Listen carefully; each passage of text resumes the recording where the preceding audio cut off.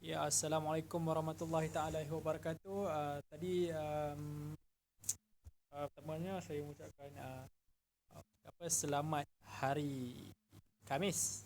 Ha, hari Khamis ataupun kiranya malam ni malam Jumaat ya.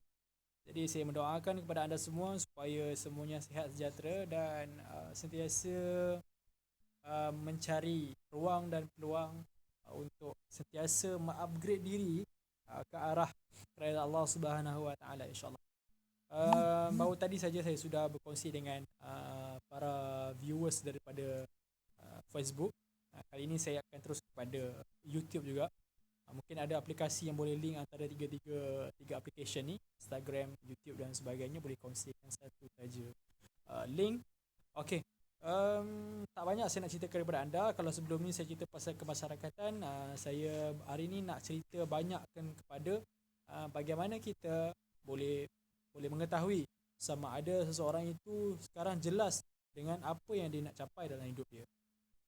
Okay, sidang pendengar yang dan penonton yang dikasihi sekalian, um, pertama yang perlu kita tahu adalah sebenarnya apa yang kita nak capai, apa yang kita nak at the end of the road kita, apakah terakhir sekali kita nak capai.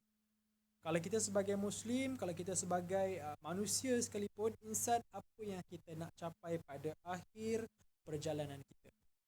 Itu yang kita perlu jelas.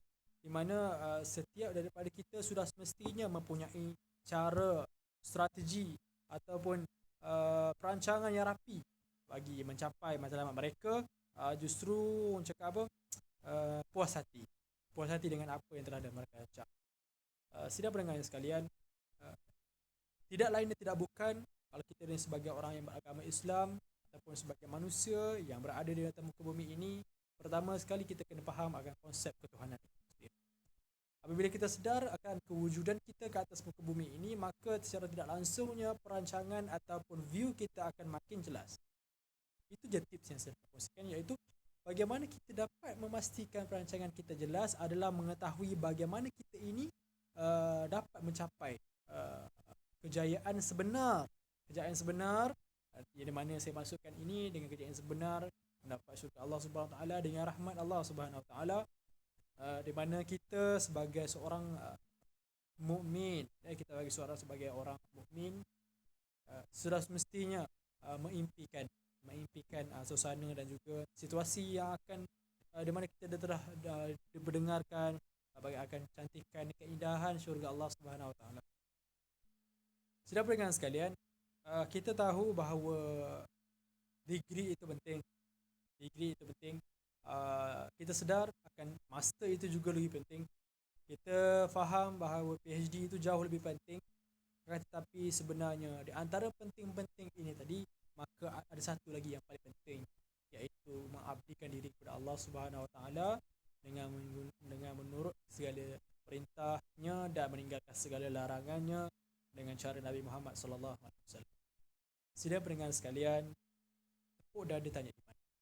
Di manakah kedudukan kita sebagai seorang muslim ataupun sebagai manusia di atas muka bumi ini yang tidak bertuhankan di muka bumi? Kita bergerak dan berjalan di atas muka bumi Allah Subhanahu Wa Taala dengan sombong, dengan orang cakap apa? Bermegah-megah. Kita tak nak melampaui batas.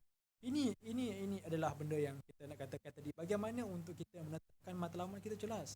Bagaimana kita nak tahu matlamat kita jelas sedangkan kita pun tidak tahu bagaimana sebenarnya penciptaan kita ni, apa kehendak penciptaan kita? Apa sebabnya kita diciptakan oleh Allah SWT? Itu yang perlu kita tahu. Tidak lain tidak bukan adalah untuk mengabdikan diri kepada Allah Subhanahu Wa Taala. Itu saja. Jadi bagi saya, pendapat saya adalah jelas. Bagaimana kita sebagai seorang manusia yang beragama Islam, kita faham bahawa kita perlu taat perintah Allah. Ya. Tetapi ada tak perbuatan kita itu selari dengan apa yang kita perkatakan? Lisan kita ni, saya risau tuan-tuan. Saya risau tuan-tuan, apa yang saya cakap ni saya tak selari dengan apa yang saya cakap. Begitu juga saya ingin juga beringatkan pada sidang pendengar sekalian, sidang penonton, bahawa segala yang apa kita ada ini amatlah sebentar, amatlah sementara. Bila kita ianya akan dihilangkan oleh Allah Subhanahu Wa Taala, dengan sekali tujuan saja. Jadi um, jadi apa yang saya harapkan supaya bagaimana untuk menentukan matlamat kita jelas adalah dengan mengetahui kewujudan kita ni untuk apa. Bila kita dah tahu dah apa yang kita dijadikan untuk apa, maka kita akan senang untuk menentukan hala tuju kita. Segalanya akan menjadi lebih mudah, segalanya akan lebih senang apabila kita tahu bagaimana apa sebabnya untuk kita berada di atas muka bumi Allah Subhanahu Wa Taala. Segalanya kita buat kerana Allah Subhanahu Wa Taala, kita tidur kerana Allah Subhanahu Wa Taala, kita masuk tandas pun kerana Allah Subhanahu Wa Taala. Ini adalah perkara-perkara yang sebenarnya kena menjadi satu benda yang solid, kena menjadi satu benda yang amat orang cakap apa, kuat dalam diri kita. Semoga kita berjumpa lagi dengan episod yang akan datang. Assalamualaikum.